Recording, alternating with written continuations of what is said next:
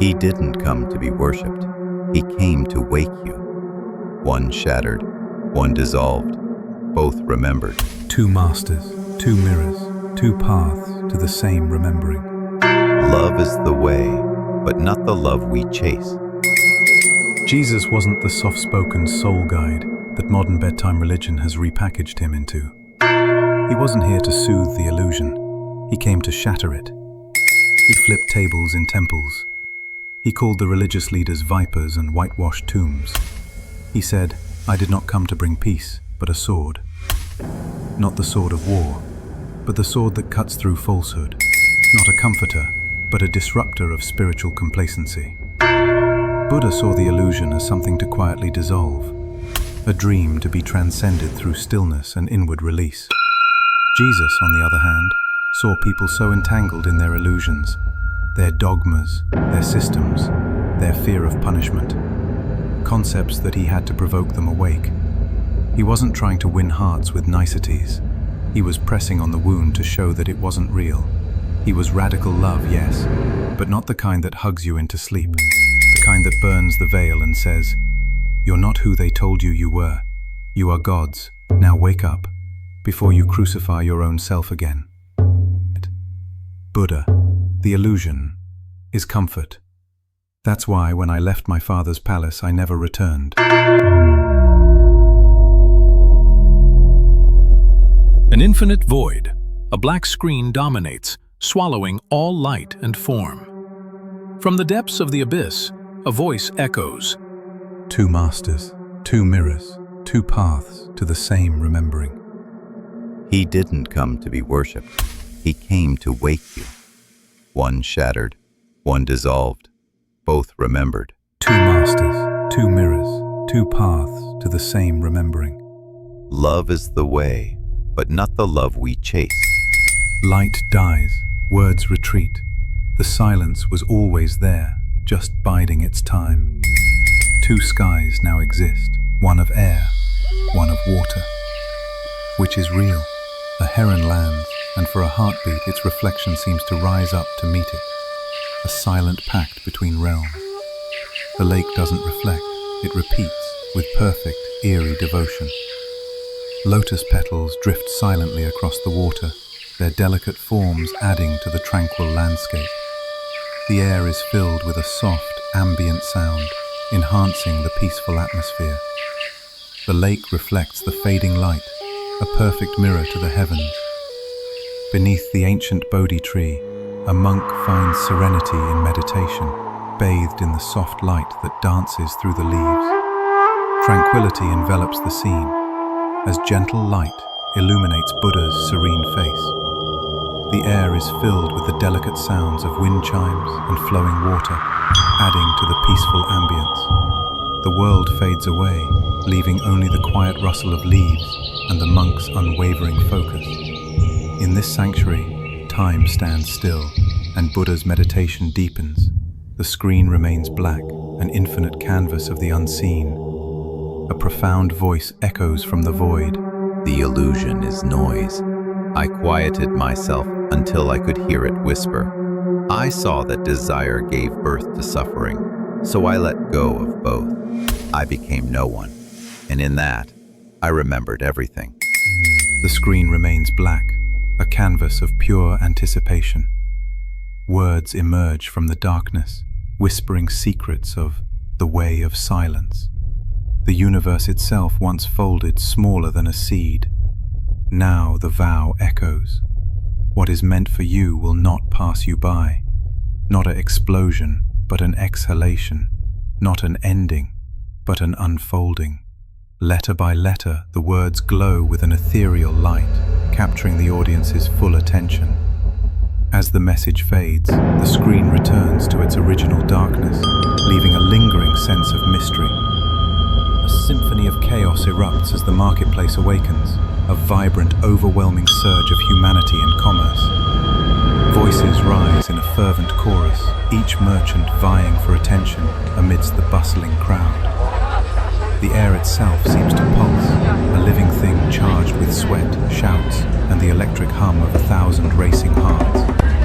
The mass of bodies moves as one organism, a wave of limbs and voices crashing towards some unseen shore. Elbows brush, breaths mingle, and for a moment, A subtle percussive rhythm emerges, weaving its way through the frenzy, a heartbeat beneath the surface of the market's madness.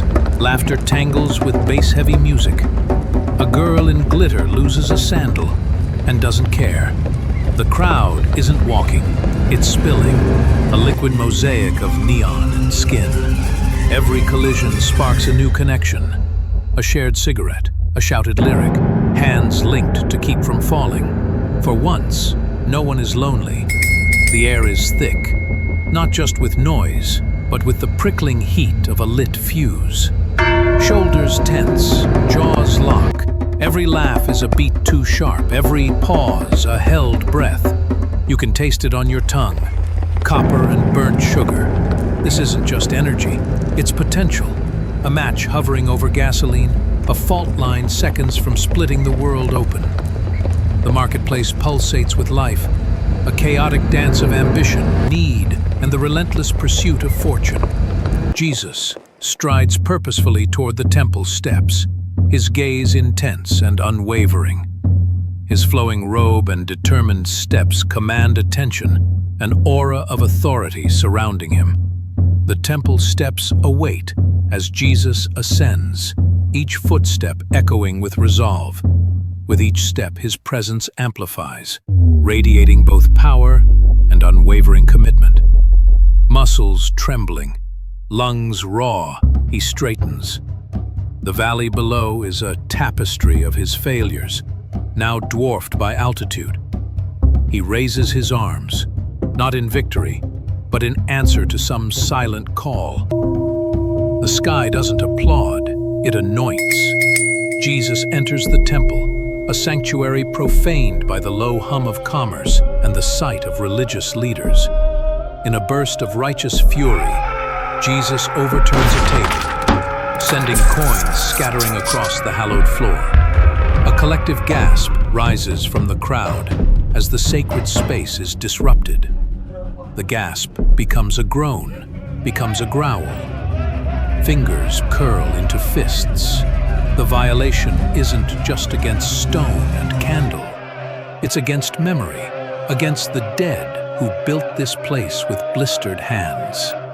The crowd doesn't weep, it bares teeth. The crash of a cymbal echoes through the temple. A profound stillness descends, an echoing silence that amplifies the darkness. From the void, a voice resonates, piercing the veil of illusion. the illusion is comfort. You want to know why I overturned the tables?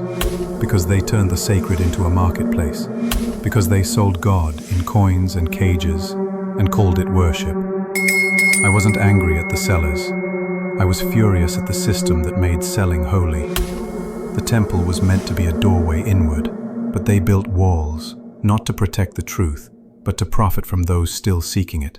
So I flipped their tables, not to destroy, but to reveal. To show that nothing real needs selling, that God cannot be bought, and that the kingdom isn't built with gold, but with hearts set free. The voice intensifies, a clarion call that shatters complacency. I came not to soothe it, but to pierce it. The voice rises, urging a return to primal truth.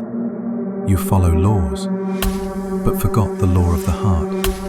You wash the cup on the outside while the inside rots. The voice concludes, imploring awakening and self-realization. Wake up. You are not sheep.